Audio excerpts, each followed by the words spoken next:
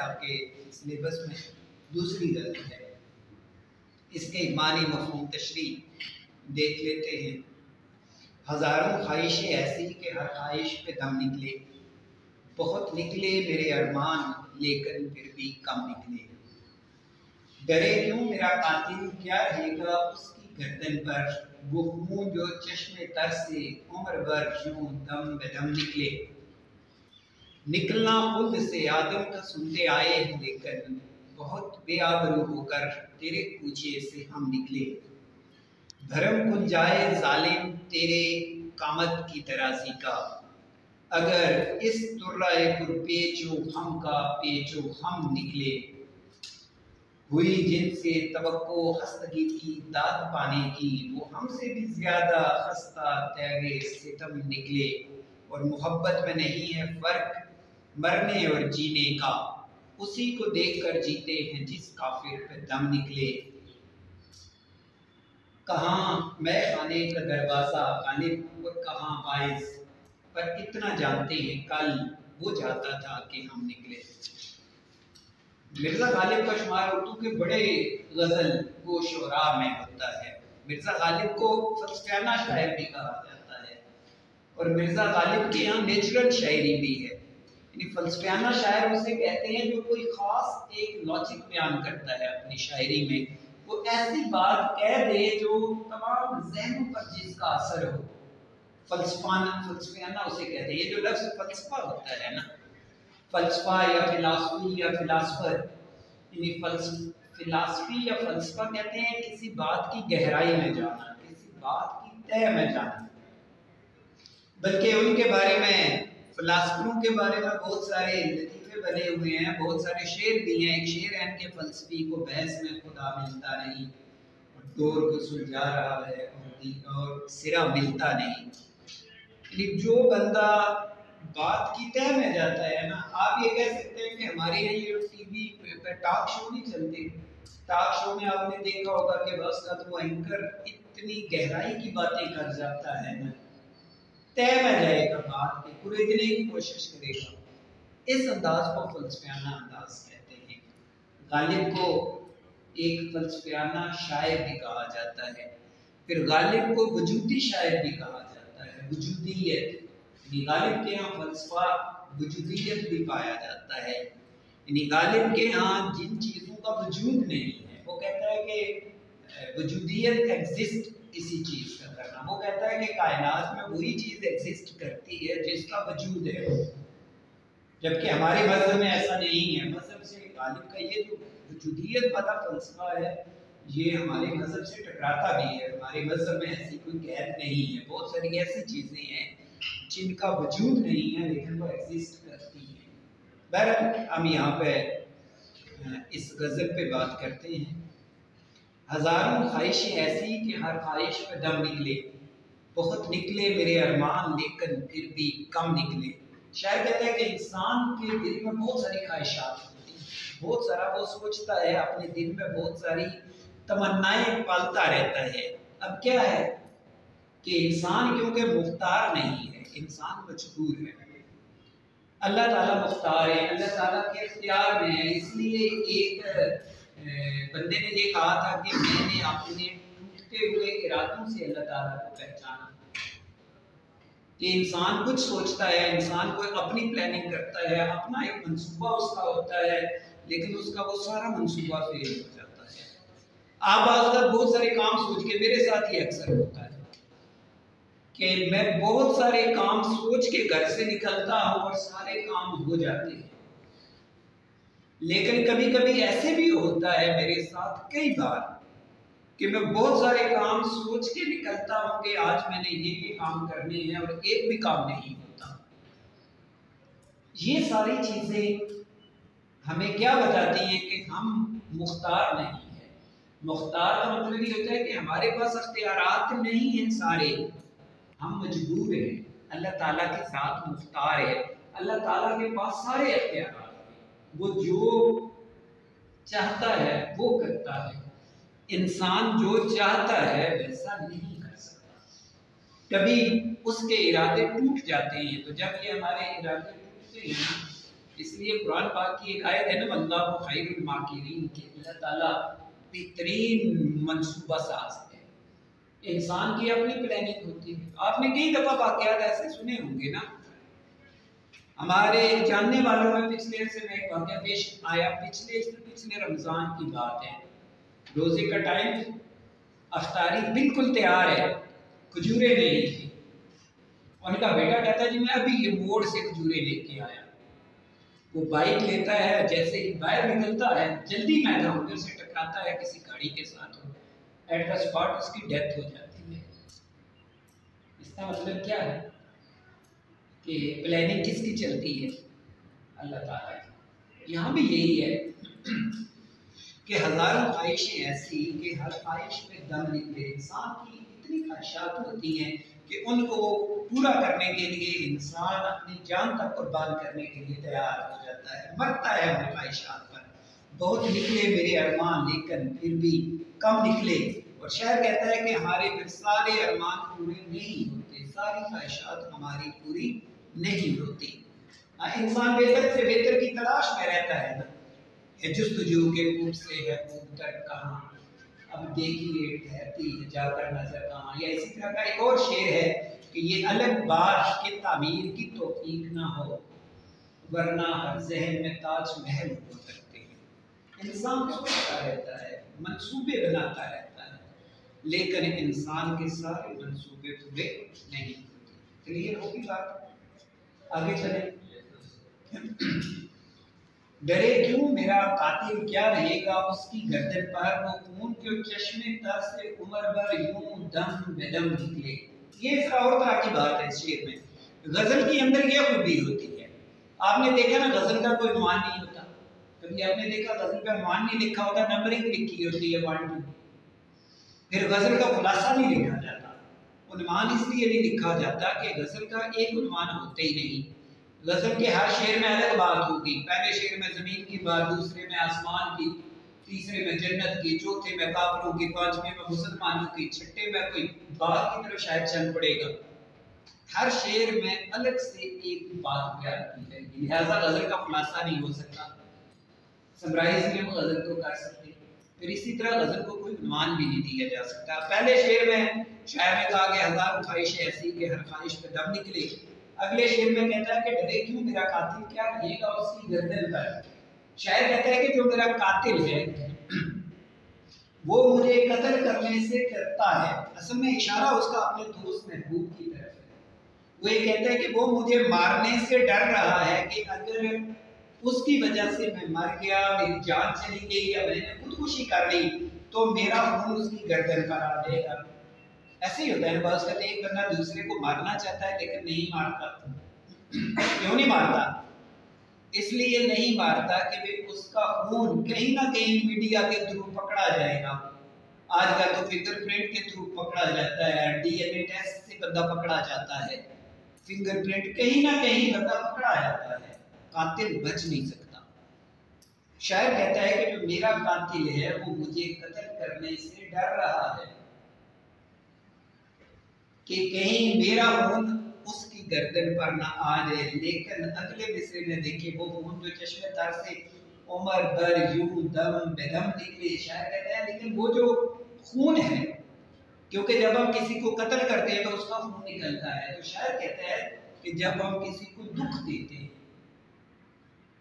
उसके जो आंसू निकलते हैं वो भी तो खून है। आपकी साइंस क्या कहती है? साइंस में है कि ब्लड और वाटर इकट्ठे चलती हैं। ऐसे ही है ना, यानी उसी पानी से, उसी रोटी से खून भी बनता है, उसी से पानी भी बनता है। हमें ये जो पसीना आता है या जो हमारे आंसू होते हैं, नालियां वही होती हैं, वहीं से निकल रहा होता है। आंखों में क्या होता है कि एक बंदा जब बहुत ज्यादा रोता है ना तो उसकी आंखों से आंसू खत्म हो जाते हैं, आंखें लाल हो जाती है। शायर कहता है कि ये जो मेरी आंखों से खून बह रहा है इसका भी तो किसी ने हिसाब देना है, इसका भी तो किसी को हिसाब चुकाना पड़ेगा कि बस का हम किसी को मारते नहीं है लेकिन हम उसको दुख इतना दे देते हैं, तीर इतना कर देते हैं, जिच इतना कर देते हैं कि हमें एहसास ही नहीं होता कि हम उसे तकलीफ दे रहे हैं। आप घर में हैं, कोई स्टूडेंट ऐसा नहीं, आप में से कोई भी नहीं ऐसा होगा कि जो अपने वालिदैन पे हाथ उठाए, नहीं उठाता, कभी किसी ने नहीं हाथ उठाया होगा। लेकिन जो हम उनको दुख तकलीफें देते हैं, जो हम उनकी बात नहीं मानते, जो हम उनसे बहस करते हैं, लड़ाई करते हैं, झगड़ा करते हैं, उनकी ख्वाहिशात पूरी नहीं करते, तो क्या ये भी दुख नहीं होता? ये भी मारने के मुतरादिफ है, उनके आंसू होते हैं, वो अंदर से उड़ते रहते हैं, जलते रहते हैं। शायर ये कहता है कि जो मेरा कातिल है उसको ये डर है भी अगर उसने मुझे कत्ल किया तो ये जो मेरा खून निकलेगा ये उसकी गर्दन पर जाएगा, लेकिन वो जो मुझे रुलाता रहता है, जो मुझे तंग करता रहता है, जो मैं खून के आंसू रोता हूँ, इसका हिसाब तो उसे देना पड़ेगा। बात समझिए। इस खूबसूरत एक शेर है ना, वो कातिल की ये दलील है, इसके साथ मिलता जुलता है। कातिल की ये दलील मुनसफ ने मान ली, मकतूल खुद गिरा था खंजर की नोक पर। इस तरह है, इसके साथ एक मिलता जुलता। यह एक बड़ा खूबसूरत शेर है, वो जरा बिल्कुल इसके साथ मैच करता है। खंजर से करो बात, खंजर से करो बात, न तलवार से पूछो। खंजर से करो बात, न तलवार से पूछो, मैं कत्ल हुआ कैसा, मैं कत्ल हुआ कैसे मेरे यार से पूछो। उसने कहा कि मुझे खंजर से नहीं कत्ल किया गया, ना तलवार से कत्ल किया गया है, मुझे तो किसी ने तड़पा तड़पा के तरसा तरसा के मारा है। तो शायर कहता है कि ये जो हम दूसरों को दुख देते हैं, जो हम दूसरों के खून के आंसू रुलाते हैं, जो दूसरों का दिल हम जलाते हैं, ये भी कत्ल करने के मुताबिक होता है। समझ गए बात? चलिए आगे बढ़ते हैं। अगला शेर है, ये तलमी है। तलमी आपको पढ़ी हुई है ना? तलमी किसे कहते हैं आप बताएं? अगर किसी शेर में किसी गुजरे हुए वाक़े की तरफ इशारा किया जाए, याद है कोई की तलमी? फर्ज किया यही आपकी यही गजल पेपर में आ जाती है तशरीह के लिए, ये शेर आ जाता है, उधर से सवाल जवाब में आपका सवाल आता है, तलमी किसे कहते हैं, तो ये मिसाल यहाँ से उठा के उधर लिख लें। निकलना खुल्द से आदम का सुनते आए हैं लेकर। शायर कहता है कि हज़रत आदम अलैहिस्सलाम को जन्नत से निकाला गया, हमें पता है किस तरीके से निकाला गया है, आपने पढ़ा है ना किताबों में। हज़रत आदम अलैहिस्सलाम को जब तख्लीक किया गया, फिर आपको जन्नत में भेज दिया गया, आपको और हवा को, और जन्नत में उन्हें कहा गया कि जी आप जन्नत में घूमे फिरे, मौज मिला करें, लेकिन इस दरख्त के पास नहीं जाना, इसका फल नहीं खाना। अब शैतान ने बरगलाया, उन्होंने कहा कि अल्लाह ताला ने आपको इसलिए मना किया है इस दरख्त का फल खाने से कि अगर आपने ये खा लिया तो आप पक्के पक्के इधर रह जाएंगे, आपको यहाँ की नेशनलिटी मिल जाएगी, जन्नत का ग्रीन कार्ड मिल जाएगा। ये वजह थी। अब वो लालच में आ गए, उन्होंने वो फल खाया, फिर वो बरहना हो गए और अल्लाह ताला ने फिर उन्हें जन्नत से निकाल दिया गया और उन्होंने तौबा तायब की, रोए पीटे, माफिया मांगी। वो अल्लामा इकबाल का एक शेर है ना, खोला आँख ज़मीं देख, फलक देख, फज़ा देख, मशरिक से उभरते हुए सूरज को जरा देख, इस जलवाए बेपर्दा को पर्दों में छुपा देख, और अयाम जुदाई के सितम देख, वफा देख, नालिंदा तेरे ऊद का हतार अज़ल से, तो जिनसे मोहब्बत का खरीदार अज़ल से। ये हज़रत आदम अलैहिस्सलाम को जब जन्नत से दुनिया में भेजा गया, अल्लामा इकबाल की ये जो नज़्म है वो यही है कि ज़मीन हज़रत आदम अलैहिस्सलाम का इस्तकबाल करती है। खोला ज़मीन देख, फलक देख, फज़ा देख, मशरिक से उभरते हुए सूरज का ज़रा देख। ये हज़रत आदम अलैहिस्सलाम के साथ हुआ। फिर उन्होंने तौबा की, अल्लाह ताला ने उनकी रब्बना ज़लमना अनफुसना व इन लम तग़फिर लना, दुआएं उन्होंने मांगी अल्लाह ताला से, अल्लाह ताला ने उनकी दुआ कबूल की और आखिर में उन्हें फिर खलीफा बना दिया गया और पहले नबी बन गए। ये हज़रत आदम अलैहिस्सलाम। शायर कहता है कि हज़रत आदम अलैहिस्सलाम को जन्नत से निकाला गया। आप सबने सुना, मिसाल दी, बहुत बेआबरू हो के तेरे पीछे से हम निकले आगे, अपनी बात करता है। शायर कहता है कि हज़रत आदम अलैहिस्सलाम को तो निकाला गया था, लेकिन जब वो जन्नत से निकले थे तो बाद में उनकी तौबा कबूल हो गई थी और उन्हें वही रब दोबारा मिल गया।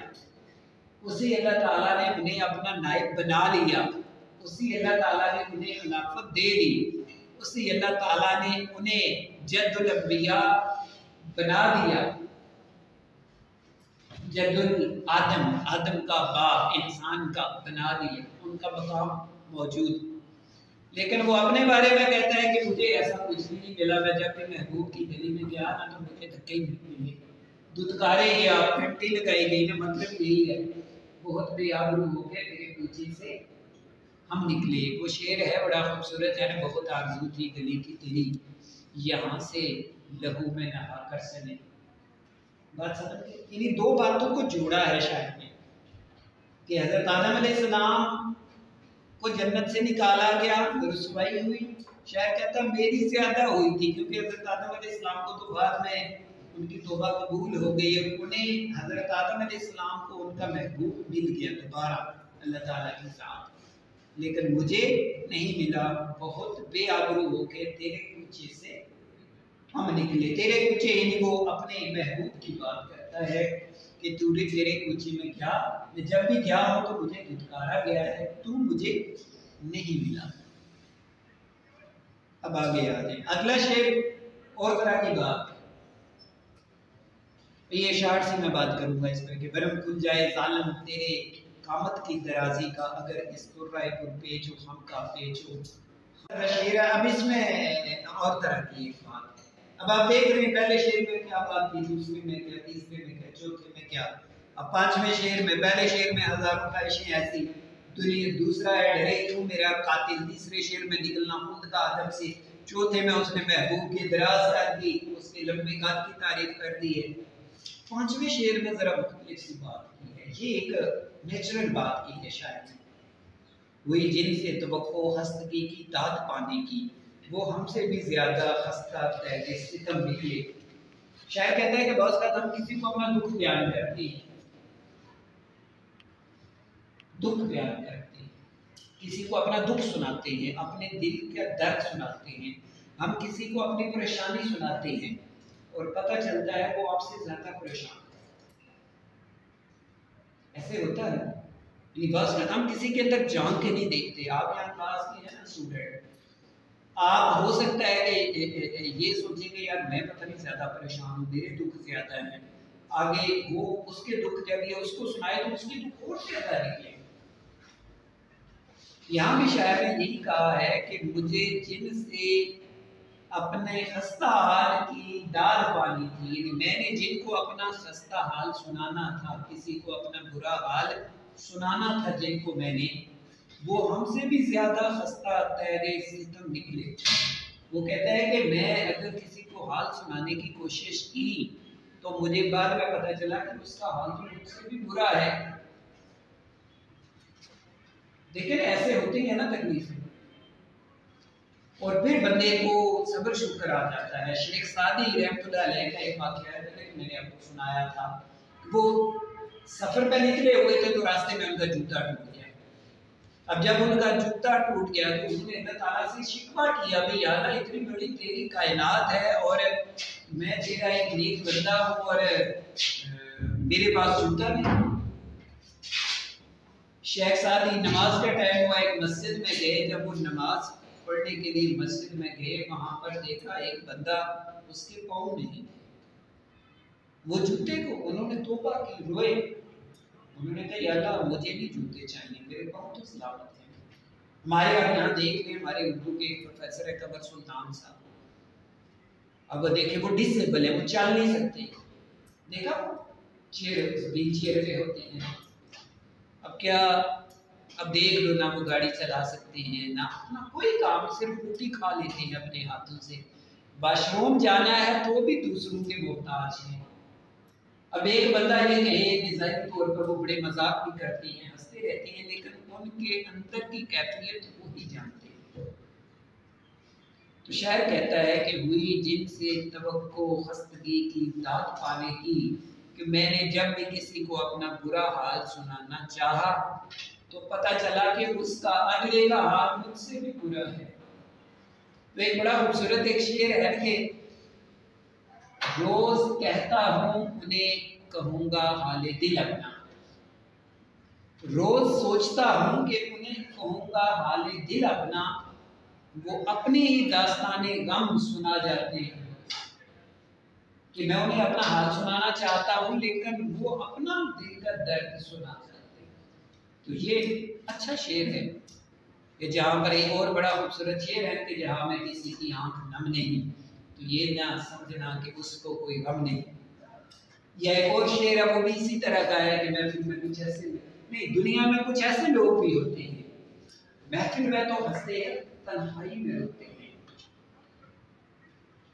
तो यार एक और बड़ा खूबसूरत शेर है, एक बड़ी एक खूबसूरत सी गजल है, चलिए मैं आपको सुनाता हूँ। उसमें वो शेर आता है कि तूने देखा है कभी एक नजर शाम के बाद, कितने चुपचाप से लगते हैं शजर शाम के बाद। तूने देखा है कभी एक नजर शाम के बाद, कितने चुपचाप से लगते हैं शजर शाम के बाद। और इतने चुपचाप के रास्ते भी रहेंगे ला इल्म, छोड़ जाएंगे किसी रोज नगर शाम के बाद। रात बीती तो गिने आवले और फिर सोचा, कौन था बाइसे आगाज़े सफर शाम के बाद।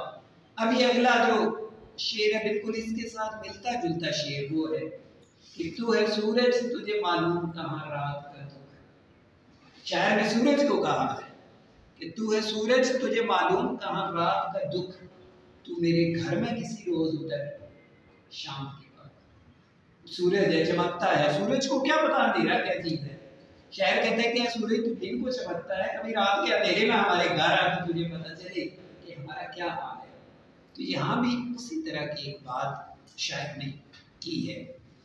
या एक और वो शेर है कि दाग दिल हमको याद आने लगे और लोग अपने दिए जलाने लगे। तो बहुत सारे ऐसे आपको शेर मिलेंगे कि जिसमें हम अपने आप को ज्यादा दुखी समझते हैं, लेकिन पता चलता है कि अगला हमसे ज्यादा दुख में है।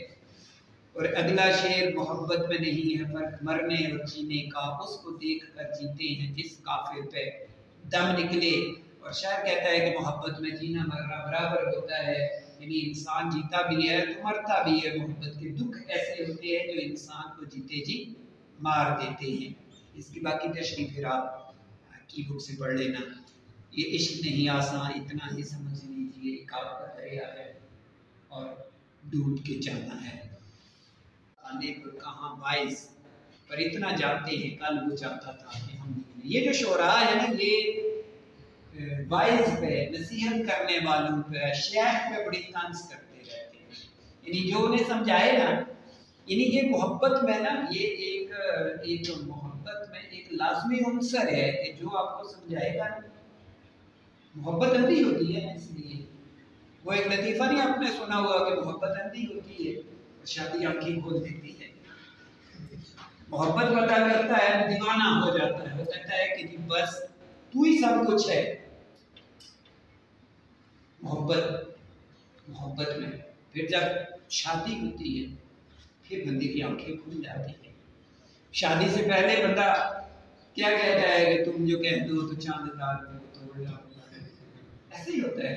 और बाद में वो बेगम कोई काम, फिर वो बेगम बन जाती है ना, फिर वो महबूबा नहीं रह जाती, वो क्या हो जाती है, बीवी। बेगम बन जाती है ना शादी के बाद, फिर वो दोस्त नहीं वो महबूब नहीं रह जाती। फिर नहीं बंदा कहता, वो कहेगी ना जाओ माचिस ले आओ, फिर बंदा कहेगा अपनी टूटी हुई है जाओ ले आओ।